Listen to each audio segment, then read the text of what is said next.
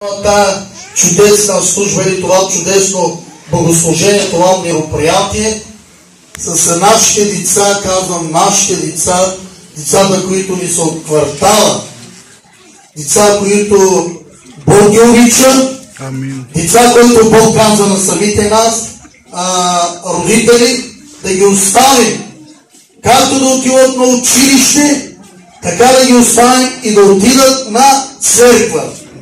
Защото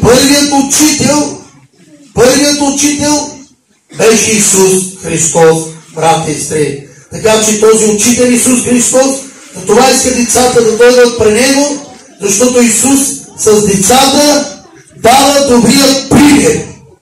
Добрият пример, че небесното царство оприлича на деца.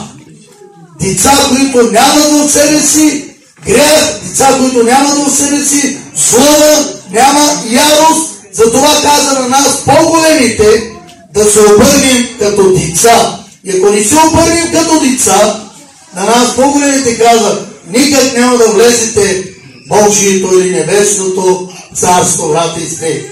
Така че аз благодаря на децата, благодаря на родителите, те, които имат добро поведение, добро виждане, добро сърце, да оставят своите деца да дойдат. И аз вярвам, че нека сега да протегнем ръцете си към тези деца. Всички. Айде, ръцете си към децата. И аз вярвам, че тези деца, Господи, ще бъдат за благословени. Тези деца ще бъдат за благословени за домовете си, за семействата, на бащите, на майките, на дедите, на поколението си, татко. Затова издигаме тези деца за благословение, татко. Да ги употребяваш силно и мощно за телото и благовестието в името на Исус. Амен. Брати и сестри, ние вярваме, че както Исус като дете беше благословен, както Самуил като дете беше благословен пророк, така че както Мария като дете била благословена жена измежду всичките другите жени. Бог да ни благослови, да ни помогне. И вярвам, тези деца, тяхното благословение ще задейства за домовете на родителите, за квартала ни, за градът ни, за нацията ни и за цялата ни обща майка България.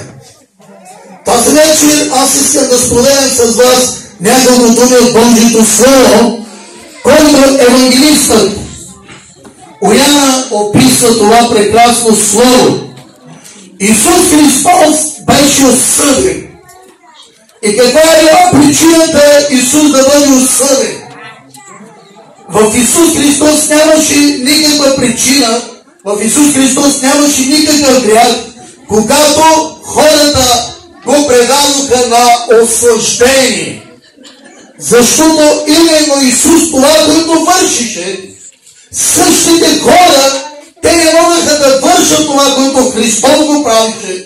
И те от завист, те от омраза предадоха на разпятие нашият Господ и Спасител Исус Христос. А Исус Христос, Божието Слово описва от евангелистът на Йоанна 19 глава 17 стих, казва, разпъването на Исус Христос беше така, като взеха Исус и той сам носише кръста си, и излезе и дойде на мястото наречено място Людно, което по-еврейски значи Голгота, където го разпъваха братя и сестри. Бог да ни благослови и да ни помогне тази вечер. Души на Господа.